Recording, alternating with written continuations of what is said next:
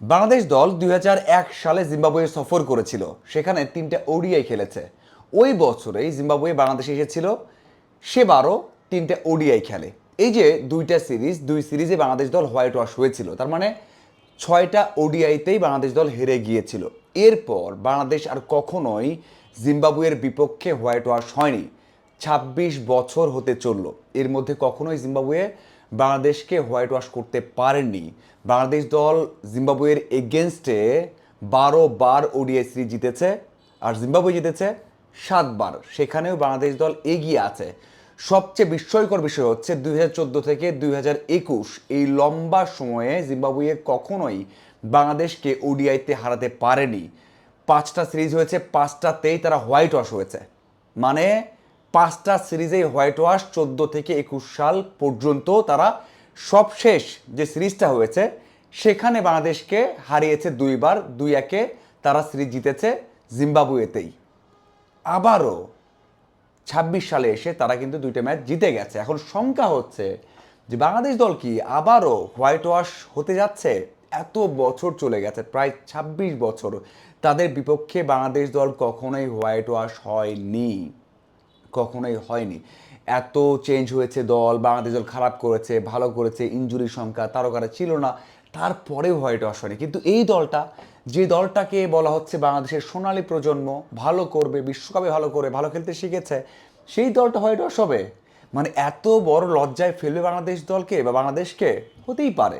যেভাবে ২টা ওডিআই বাংলাদেশ খেলেছে, যেভাবে বাংলাদেশ দল ম্যাচ ছেড়ে দিয়েছে, যেভাবে হেরেছে, তাতে আপনি আমি বলতেই পারে যে এই দলটা যা তা করতে পারে এবং হোয়াইট ওয়াশ হতে পারে, লজ্জায় ফেলতে পারে প্রায় ২৫ বছর বা ২৬ বছর পরে।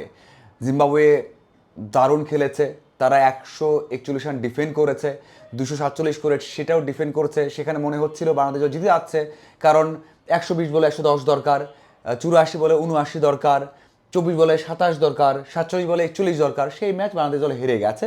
প্রথম ম্যাচের কথা খুব বেশি না বললেই চলে, যদিও ২টা ম্যাচই বাংলাদেশ দল জিততে পারতো। এখন বাংলাদেশ কি পারবে শেষ ম্যাচ জিততে? এই ওয়েদার কন্ডিশন, যেখানে বাংলাদেশের ব্যাটিং কোচ বলছেন যে উইকেট একটু কঠিন ছিল, বাউন্ডারি বড়, বাংলাদেশে খেলা হয় 65-66 মিটারে, এখানে 74-76 মিটারে, এই জন্য বাংলাদেশ দল হেরেছে।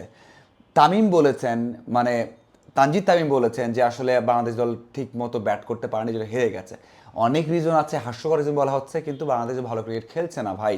টেস্টে ২.৫ দিনে ২টা ইনিংস শেষ, বাংলাদেশ দল মাত্র ৯২ ওভারে ২ ইনিংস শেষ করেছে। মানে ব্যাটিংয়ের অবস্থা কি আমরা বুঝতে পারি। তো সেখানে আমার মনে হয় বাংলাদেশ দল ওই যে হোয়াইট ওয়াশের লজ্জায় পড়ে আছে, এটা অনেক অনেক বেশি বাস্তব হওয়ার পথেই সেটা কিন্তু রয়েছে, এবং জিম্বাবুয়ে সেই সুযোগ হাতছাড়া করবেন না। এখন হারা যাক একাদশটা কেমন হতে পারে। দেখুন, খুব বেশি পরিবর্তনের সুযোগ নেই। যে স্কোয়াডটা আছে সেখানে মুস্তাফিজকে বাদ দিয়ে সাইফুদ্দিনকে নেওয়া হয়েছে, কারণ মুস্তাফিজ ইনজুরিতে ছিটকে গেছেন, দেশে ফিরবেন, টি-20 খেলবেন না। অন্যদিকে আমরা ব্যাটিং লাইন আপ ধরি, সেখানে একটাই পরিবর্তনের জায়গা, সৌম্য সরকার। সৌম্য গত ৩ ম্যাচে ২, ৬ এবং ৫ এমন রান করেছেন, এবং অস্ট্রেলিয়া সিরিজেও খুব একটা ভালো করেছেন তেমনটা নয়, যদিও একটাতে ৪০-এর উপর রান করেছেন। এছাড়া মনে হয় চেঞ্জের সুযোগ নেই। আমরা দেখেছি যে লিটন দাস ওডিআইতে নেই, সেখানে ইমনও আছেন।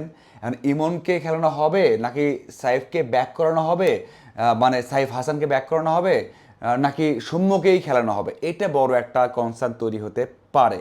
আমার যেটা মনে হয় সেটা হচ্ছে সাইফ হাসানকে হয়তো একটা সুযোগ ম্যানেজমেন্ট দিতে চাইছে বা দেবে, এবং সেই আভাসটাই কিন্তু পেয়েছে। তার মানে তামিমের সাথে সাইফ ব্যাক করছেন, এরপর শান্ত থাকছেন যেমনটা হয়, তারপর হৃদয় থাকছেন, তারপর মোসাদ্দেক থাকছেন, তারপর মিরাজ থাকছেন।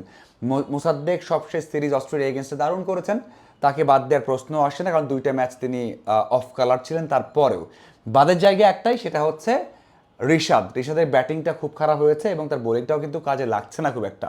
এবং আমি এটাও বলেছিলাম যে উইকেটে খেলা হচ্ছে হারারেতে, সেখানে 4জন পেসার নিয়ে খেললেও ভুল হবে না, যেটা জিম্বাবুয়ে করছে। তারা কিন্তু 4জন পেসার নিয়ে খেলছে এবং তারা সফল। তো বাংলাদেশ দল কেন 4জন পেসার নেবে না? তার মানে ঋষাদকে বাদ দিয়ে সেখানে সাইফুদ্দিনকে ইনক্লুড করলেই কিন্তু কম্বিনেশনটা একেবারেই দারুণ হয় উইকেট কন্ডিশন বিবেচনায়। তার মানে নাহিদ রানা, তাসকিন, শরীফুল এবং সাইফুদ্দিন, আপনি ব্যাটিংটাও পেতে পারেন, সাথে বোলিংটাও কিন্তু আপনি পাচ্ছেন, এবং মোসাদ্দেক এবং সাথে মিরাজ তো রয়েছেন, কারণ এই উইকেটে স্পিন যদি 40-45 রানও দেয়, এটা অনেক কস্টলি হয়ে দাঁড়ায়। তো আমার মনে হয় এই দুইটা পরিবর্তন হওয়ার সম্ভাবনা বেশি। সৌম্যকে রেস্ট দিয়ে সেখানে সাইফ অথবা ইমন, সাইফের সম্ভাবনা বেশি, সাথে রিশাদকে বাদ দিয়ে সেখানে সাইফুদ্দিনের দলে ঢোকার সম্ভাবনা বেশি। এবং এই দলটা যদি হয় তাহলে ব্যালেন্স হবে, আমার মনে হয় যে ভালো ফাইট করতে পারবে। জিতবে কি হারবে সেটা বলা কঠিন। আমার মনে হয় যে জিম্বাবুয়ে এই ম্যাচে এগিয়ে থাকবে এবং তারা এই সুযোগটা হাতছাড়া করতে চাইবে না যে 25 বা 26 বছর পর আপনি একটা দলকে, একটা দেশকে হোয়াইট ওয়াশ করতে পারবেন। সো আপনার কি মনে হয় বাংলাদেশ দলের একাদশ কেমন হতে পারে এবং কেমন করতে পারে জানাবেন। ধন্যবাদ সবাইকে।